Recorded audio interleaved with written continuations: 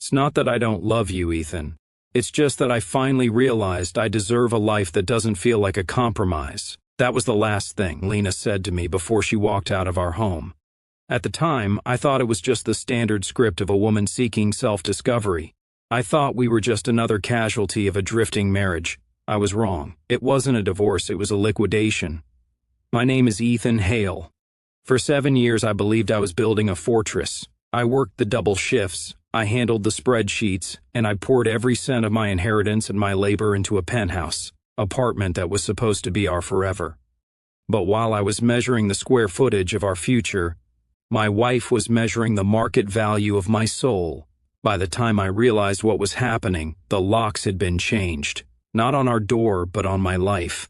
Lena didn't just leave me, she sold our home behind my back using a forged power of attorney. And the most bitter part? She used the $300,000 in equity to fund a high society wedding to another man. She didn't just trade me in, she made me pay for the upgrade. Before we get into the mechanics of how she did it, and how I eventually walked into that wedding with a folder that would dismantle her world, I need you to understand something. If you're watching this, you probably think you know the person sleeping next to you. You think loyalty is a default setting. But I'm here to tell you that for some people, love is just a seed investment, and when the market peaks, they will sell you without a second thought. If you want to hear how I turned the tables on a betrayal this deep, make sure to hit the subscribe button and turn on notifications. We're breaking down the entire strategy of her deception and my response, and you won't want to miss how the final confrontation at the altar went down. To understand the ending, you have to understand the beginning. I wasn't born into money, but I was born into a family that valued the brick. My father used to say that a man isn't real until he owns the ground he stands on. I carried that with me. When I met Lena, I thought I'd found the person I wanted to share that ground with. She was ambitious. That was the first thing that drew me to her. In a world full of people drifting through life, Lena moved with a quiet, ruthless precision. She was an assistant gallery director when we met.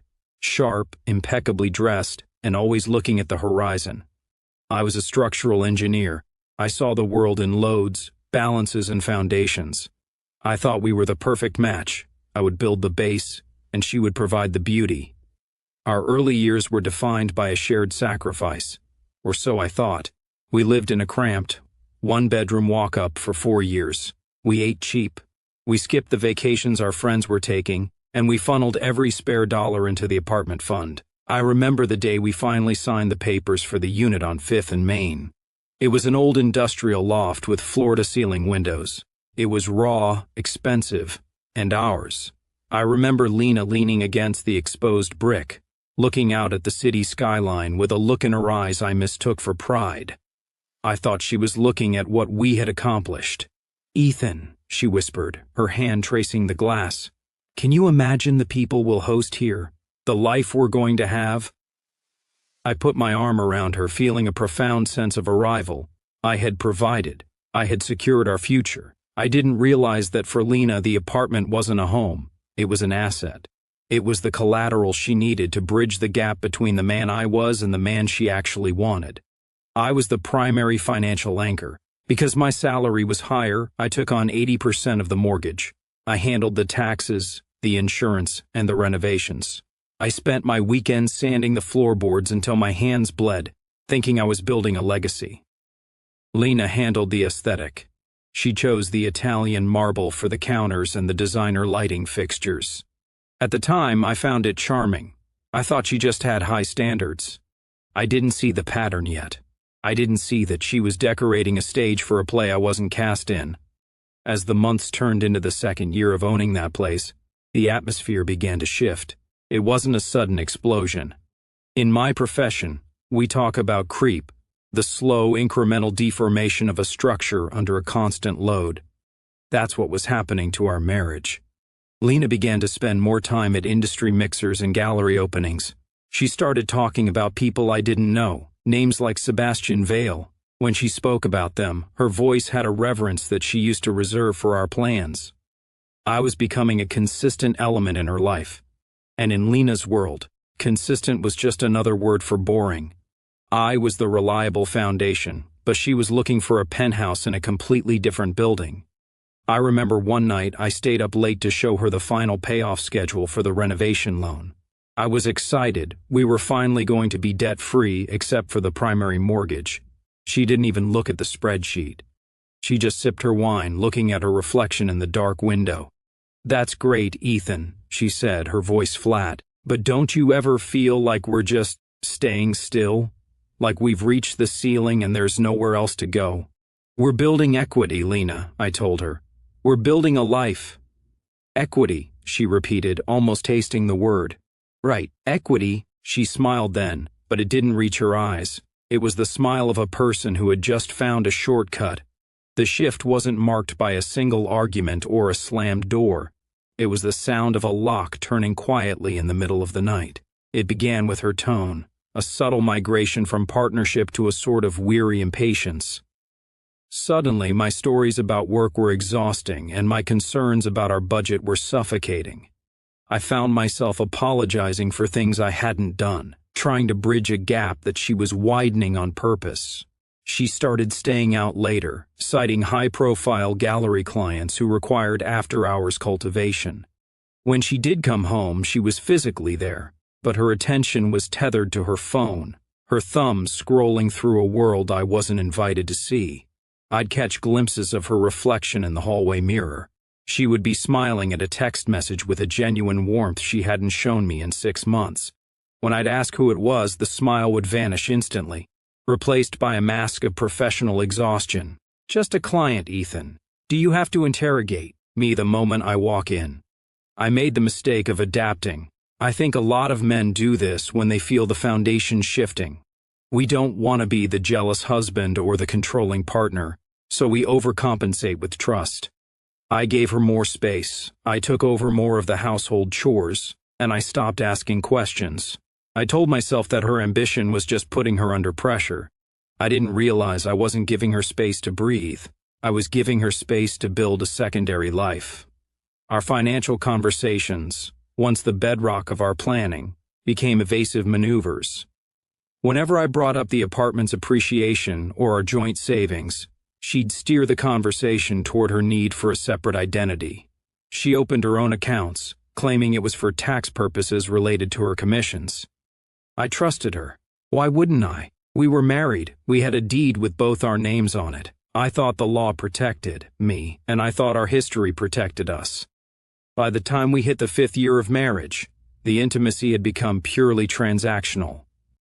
She would be affectionate only when she needed something, a signature on a document, a check for a gallery investment, or my presence at a dinner where she needed to look like part of a stable power couple. The rest of the time, I was a ghost in my own home. I was the person who kept the lights on and the taxes paid, while she was busy auditioning for a new life. It's a strange thing to realize that the person you share a bed with is actually a stranger running a long con. I remember coming home early one Tuesday and finding her in the living room, surrounded by folders of paperwork. She didn't look guilty, she looked annoyed that I was there. She swept the papers into her bag before I could see the letterheads. "I thought you had a site visit today," she said, her voice clipped. "It got rained out," I replied, looking at the spot where the folders had been. "What's all that?" "Gallery business, Ethan. You wouldn't understand the legalities of art consignment. That was the theme of that year. You wouldn't understand. I wouldn't understand her friends. I wouldn't understand her career. And I certainly wouldn't understand the social capital she was trying to accrue. She was gaslighting me into believing that my stability was actually a form of stagnation. She made me feel small for being satisfied with what we had built. I didn't know it yet, but the art consignment paperwork she was hiding was actually a series of preliminary valuations for our apartment. She wasn't looking at art, she was looking at the exit. She was checking the price of the bricks I had laid, calculating exactly how much my devotion was worth on the open market. While I was worried about a leaky faucet in the kitchen, she was planning the demolition of our entire existence. The most dangerous part of a betrayal isn't the lie itself. It's the way the traitor makes you feel like you're the one losing your mind for noticing the truth. She was painting me as the anchor dragging her down, all while using my credit to buy the sails for her getaway boat. I was living in a home that was already being sold, sleeping next to a woman who had already replaced me, and I was still worried about making sure she had her favorite coffee beans in the morning. I started noticing mail that wasn't addressed to me, brochures for luxury developments in parts of the city we couldn't afford, invitations to private galas addressed only to Ms. Lena Hale. When I asked why Hale was still on the envelope if she wanted a separate identity, she laughed. It was a cold, sharp sound. "It's just a brand, Ethan," she said. "Don't get sentimental about a last name." That should have been the moment I walked away. That was the hairline crack that signaled total structural failure. But I did what I always did.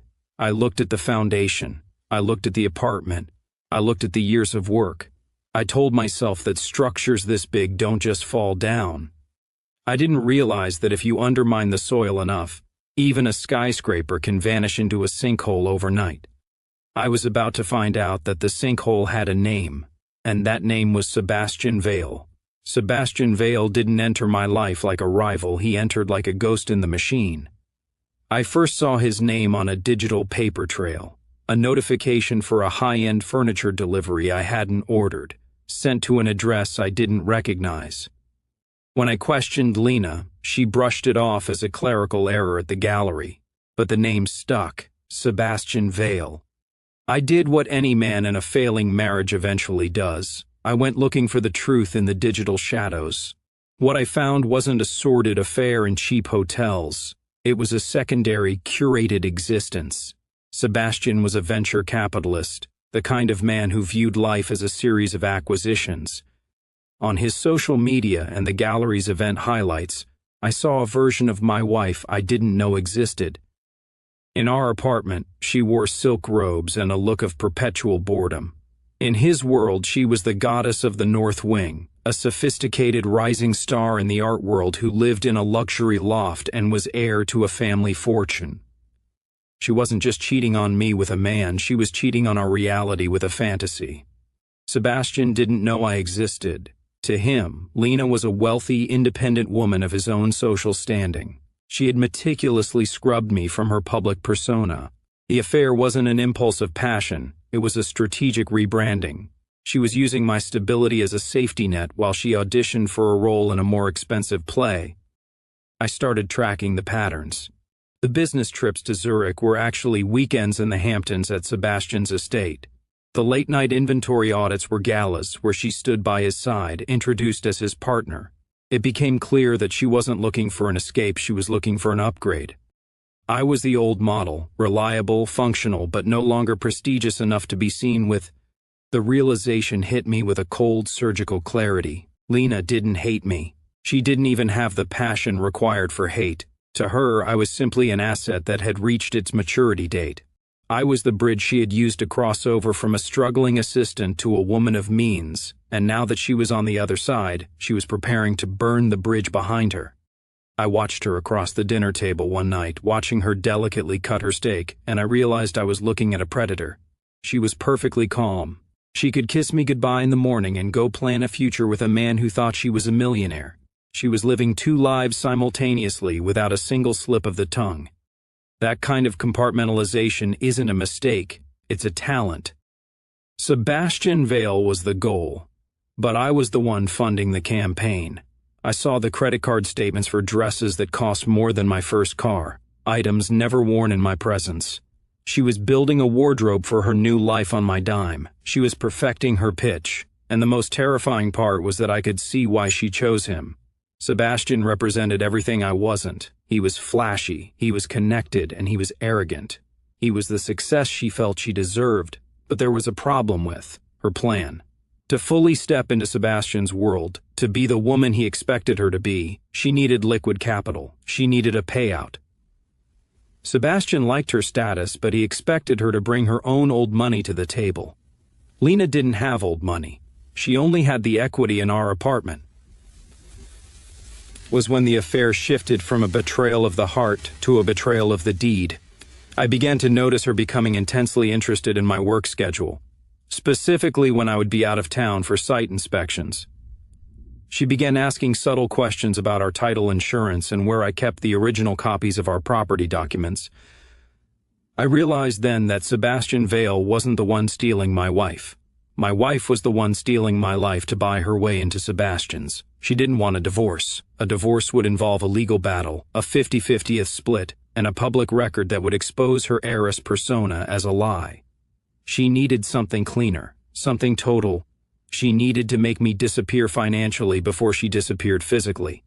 I was no longer a husband, I was an obstacle to a closing date.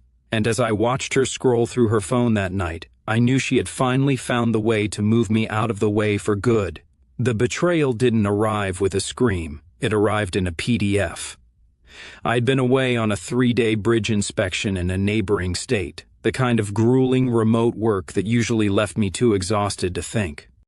When I returned, the air in the apartment felt different, hollow, like the atmosphere inside a container that had been vacuum sealed.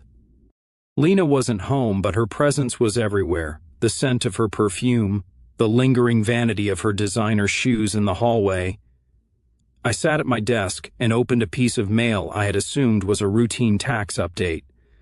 Instead, it was a confirmation of a wire transfer, a massive sum, far exceeding anything we had in our joint accounts. The sender was a title company I hadn't authorized to act on my behalf. I went to the safe where we kept the deed. The original was gone. In its place was a high-quality photocopy and a document I had never seen, a power of attorney granting Lena Hale the right to act on my behalf in all real estate matters. My signature was at the bottom. It was perfect. It was my handwriting, my slant, my precise loop on the E. She had spent weeks, perhaps months, tracing my hand until she could replicate my consent with a pen. She had sold the apartment. She hadn't just listed it, she had closed. Using a quick sale firm that specialized in liquidating high-value assets for cash-heavy buyers, she had bypassed the traditional market to avoid the for-sale signs that would have tipped me off. She had walked away with nearly $400,000 in equity, my inheritance, our savings, the literal walls around me, and she had moved the money into a private account. I checked the dates. The money had been moved 48 hours prior. And then I saw the trail of where it was going. It wasn't just sitting in a bank, it was being bled out in chunks, $50,000 to an elite catering firm, $30,000 to a luxury wedding venue, $20,000 for a bespoke bridal experience.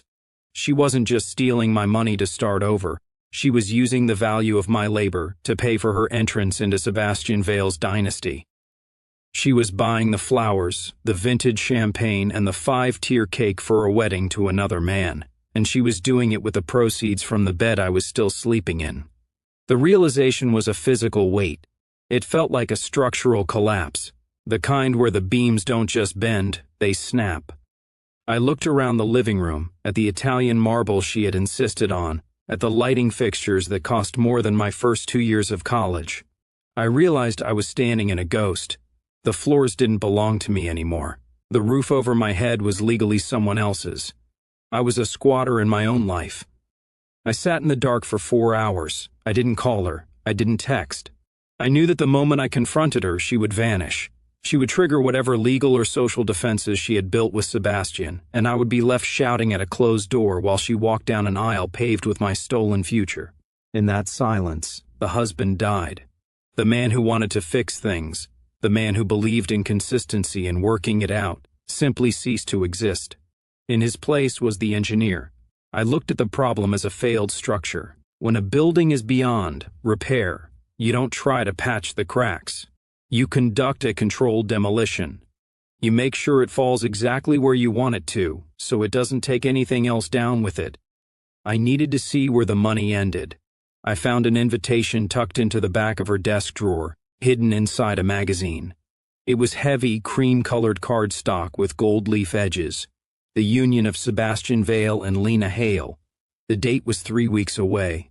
She had timed it perfectly. She was going to live in our home until the very last second, then walk out the door and into a chapel, leaving me to find out I was homeless and broke the day after she became Mrs. Vale. She expected me to be the victim. She expected me to spend the next year in a courtroom, drowning in legal fees. while she enjoyed the protection of Sebastian's wealth and status. But she made one critical error. She thought I was a man of stability. She thought that because I was reserved, I was passive. She didn't realize that the same discipline I used to build that apartment could be used to dismantle her facade. I wasn't going to sue her. Not yet. I was going to let her have her wedding. I was going to let her reach the very peak of her new life, where the view was the clearest and the drop was the longest. I didn't confront her when she came home that night. I watched her kick off her shoes I now knew were paid for by a forged signature, and I felt a strange, icy calm. To her, I was still the predictable Ethan, the man who would probably just ask what she wanted for dinner. I played the part. I gave her the silence she expected, but for the first time that silence wasn't born of exhaustion. It was a tactical cloak. The next morning, I didn't go to the construction site. I went to see Sophia Grant. Sophia was a forensic attorney I'd worked with on a structural failure lawsuit years ago. She was a woman who dealt in the wreckage of ruined things, and she didn't have a sentimental bone in her body. I laid the documents on her desk, the wire transfer, the forged power of attorney, and the wedding invitation. "She's sold the foundation to buy the drapes," Sophia said, looking over the papers with a grim thinness to her lips. "It's bold. It's also felony-level fraud." "I don't want her in jail yet," I said. "If I call the police now, the bank freezes everything. The wedding gets canceled. She claims she made a mistake. She spins a story to Sebastian, and they settle it quietly with his money. She stays protected." Sophia leaned back, her eyes narrowing. "So what do you want?" "I want her to get exactly what she paid for," I replied. "I want her to stand at that altar. I want the flowers, the guests, the photographers, and the Vale family legacy all in one room. I want her to be at the absolute summit of the life she stole from me before I pull the ground out from under her. For the next 2 weeks, I became a ghost in my own life. It was the hardest thing I've ever done, watching her pack small bags of donations that were actually her favorite, belongings being moved to Sebastian's estate. I watched her glow with the excitement of a bride-to-be while I sat across from her, pretending to worry about a project. Delay at work. I spent my days gathering the demolition charges. I secured a notarized statement from the quick sale firm confirming I was never present for the closing. I got the bank logs showing the IP address used for the wire transfers. It was our home iMac, logged in while I was on site in another state. I even tracked down the wedding vendors. I didn't cancel the orders. I just made sure I had copies of every invoice paid with the stolen equity. Ina was so blinded by her own ambition that she stopped seeing me entirely. She became reckless. She left her wedding planner's binder on the kitchen island. I flipped through it and saw the Vale family traditions section. They were old money, obsessed with reputation. Sebastian wasn't just a husband. He was a gatekeeper to a world where scandal was a death sentence. "You've been so quiet lately, Ethan," she said one evening, barely looking up from a seating chart. "Are you okay?" "Just thinking about the future," I said. It wasn't a lie. I was thinking about her future, the one that was currently being built on a foundation of sand. "Well, don't overthink it," she laughed. "You always did have a habit of making things more complicated than they need to be." He thought she was being profound. She thought she was the one who had simplified life by cutting me out. She didn't realize that I was the one keeping the structure standing for just a few more days.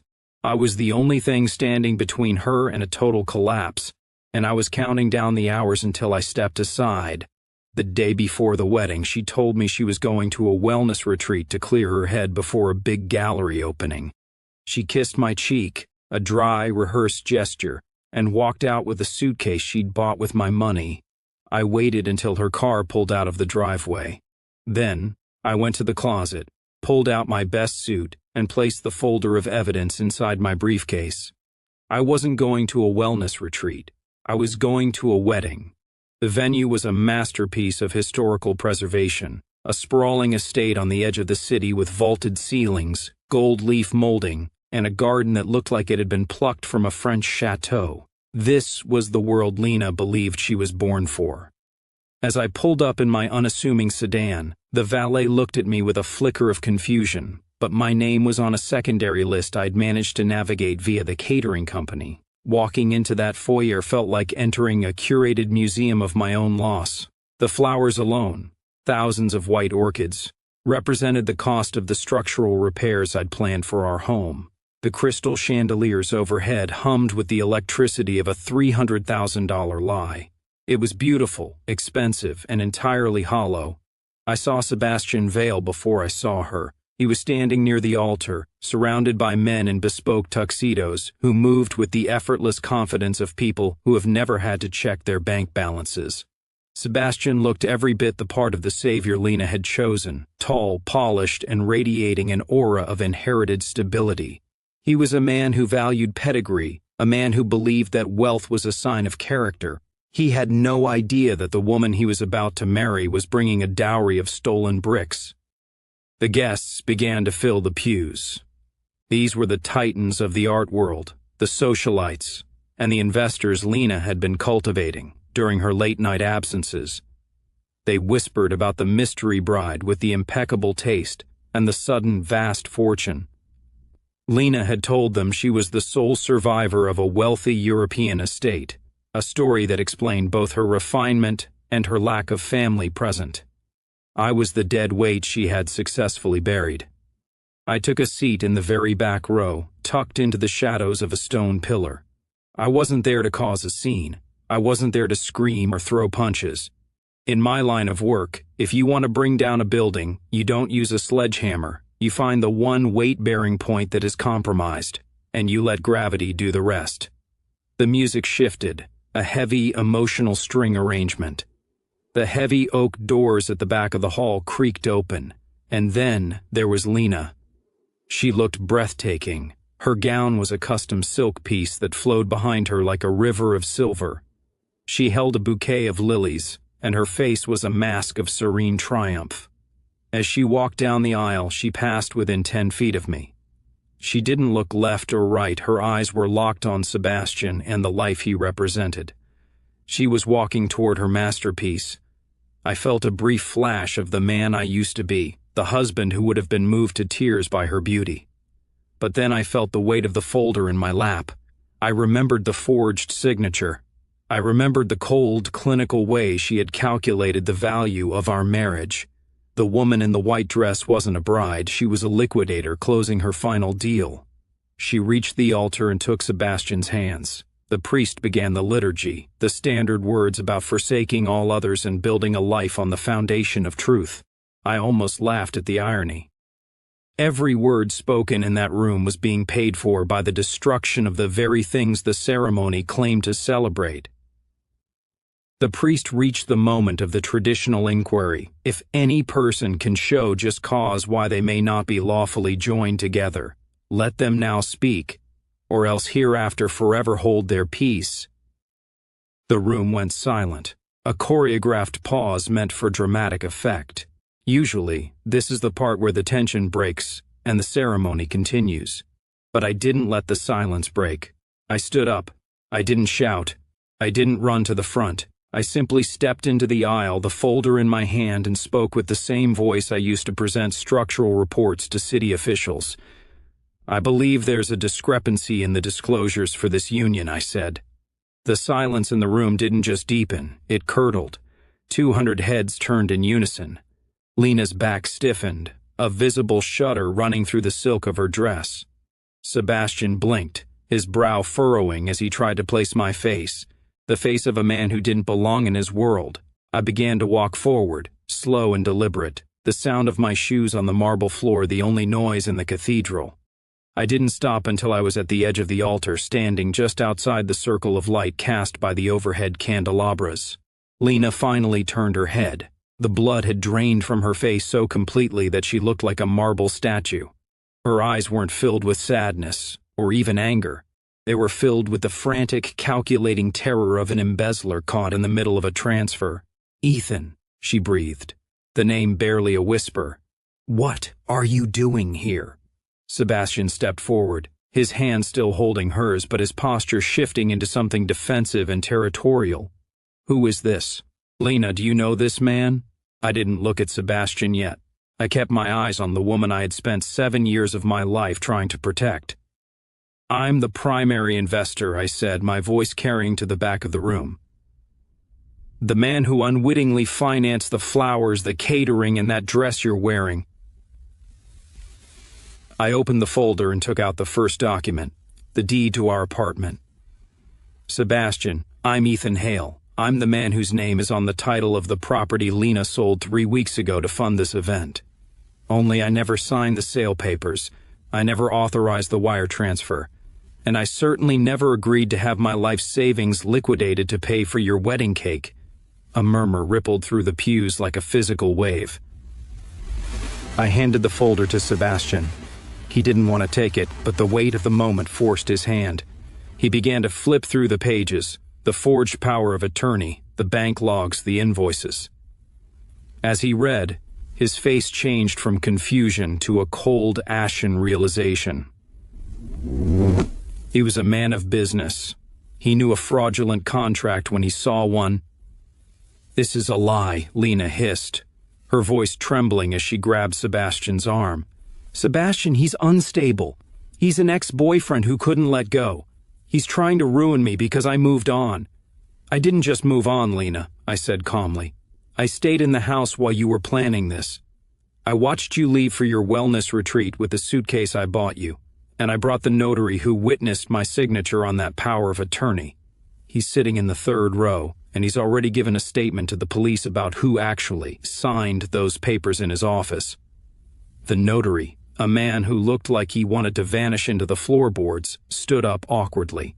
The room erupted into a cacophony of hushed voices and gasps. The polished, curated atmosphere of the Vale family legacy was dissolving into a crime scene. Sebastian looked at the documents, then at the woman standing next to him in white. He looked at her not as a bride, but as a liability. He slowly let go of her hand. The gap between them on the altar felt like a canyon. "Is this true?" Sebastian asked, his voice low and dangerous. "The money for the gallery expansion, the deposits for this venue, did this come from a forged sale?" Lena opened her mouth to spin one last web, but the words died in her throat. She looked around the room, seeing the cameras of the socialites, the judgmental stares of the Vale elders, and the cold structural truth I had laid out on the table. The heiress was gone. The goddess of the North Wing was gone. There was only a woman standing in a stolen dress, surrounded by the evidence of her own theft. I didn't wait for her to answer. I had delivered the evidence. The structure had failed. I turned my back on the altar and began to walk toward the exit. The doors of the chapel didn't slam behind me, they stayed open, allowing the sound of the crumbling ceremony to spill out into the evening air. I stood on the gravel driveway and listened to the silence break into a roar of hushed accusations and the frantic clicking of heels. The collapse was total. Because the Vales were a family built on the rigid pillars of reputation and clean money, they couldn't afford to be linked to a felony. Within an hour, Sebastian's legal team had already begun distancing their client from the woman at the altar. They didn't care about her broken heart. They cared about the fact that their name was now attached to a forged deed in a bank fraud investigation. The wedding didn't just end, it evaporated. The guests were ushered out, the white orchids were left to wilt in a room full of empty chairs, and the 5-tier cake was never cut. Lena was left standing in that grand hall, still in her silver-white gown, as the reality of her situation set in. The heiress persona had been her only currency, and I had effectively declared it counterfeit in front of everyone who mattered to her. In the days that followed, the legal machinery I had set in motion began to grind. Sophia Grant filed for an emergency injunction to freeze the accounts Lena had opened. The quick sale firm, desperate to avoid being labeled as accomplices to fraud, cooperated immediately. They reversed the sale of the apartment, and the title was restored to my name, though it was now a hollow victory. The apartment wasn't a home anymore, it was a crime scene of a marriage that never truly existed. Lena tried to call me once. I didn't answer. She sent a long, rambling email claiming that she only did it because she felt trapped by my limiting lifestyle. as if theft was a reasonable response to a stable mortgage. She didn't realize that her excuses only served as more evidence of her intent. She was facing multiple counts of forgery and grand larceny. The social circle she had killed our marriage to join had blocked her number before the sun set on her wedding day. Sebastian Vale disappeared from the narrative entirely. To a man like him, Lena wasn't a person, she was a bad investment. The moment he saw the risk outweighed the asset, he liquidated his interest in her. He didn't even send a representative to collect the items she had moved to his estate. He had them delivered to a storage unit and sent her the bill for the moving truck. I went back to the apartment one last time. It was stripped of the life we had shared, but the aesthetic Lena had curated remained. The Italian marble, the designer lighting, it all looked different now. It looked like what it was, the spoils of a war I hadn't known I was fighting. I realized then that I didn't want the bricks. I didn't want to live in a monument to my own betrayal. I put the apartment on the market, this time legally. I didn't need the profit to fund a new life, I needed the closure of seeing it belong to someone else. I took the restored equity and placed it into a trust. I wasn't going to spend it on revenge, and I wasn't going to spend it on bitterness. I was going to use it to rebuild a version of myself that didn't need a fortress to feel secure. I used to think that the strength of a building was in the materials, the steel, the concrete, the heavy timber.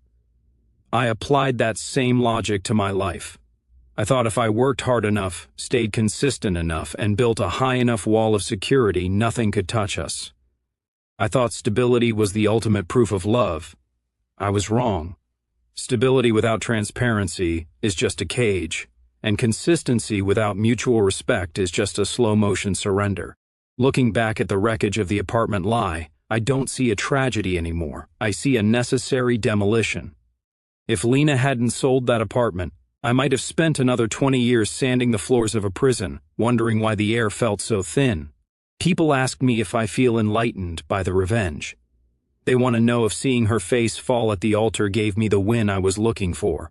But the truth is, the exposure wasn't about hurting her, it was about refusing to lie for her. For years, I had unwittingly helped her build a false narrative. I had been the silent partner in my own erasure.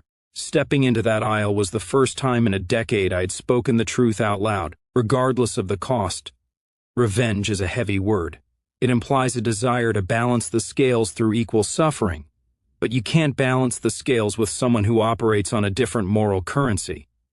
Lena didn't value the same things I did, so her loss wasn't my gain. My gain was the silence that followed, the quiet realization that I no longer had to maintain a structure that was designed to collapse. Today, I don't live in a penthouse. I live in a space that is functional, open, and most importantly, mine. I've gone back to engineering, but I look at foundations differently now. I don't just look at the load-bearing capacity of the soil, I look at the intent of the people standing on it. I've learned that trust is not a gift you give someone once. It's a living thing that requires constant inspection. If you're afraid to look at the cracks, you're already in danger. To anyone watching this who feels the floor shifting beneath them, don't ignore the creep. Don't convince yourself that the silence is just a phase or that the distance is just a byproduct of ambition. If the person you love is treating your shared life like an asset to be liquidated, believe them. I walked away with my dignity, which is the one thing Lena couldn't figure out how to forge. She is still out there, I'm sure, trying to find a new buyer for a brand that is now permanently tarnished. And I am here, standing on solid ground, not because I built a fortress, but because I finally stopped being afraid of the truth. The apartment is gone. The marriage is over. But for the first time in my life, the foundation is real.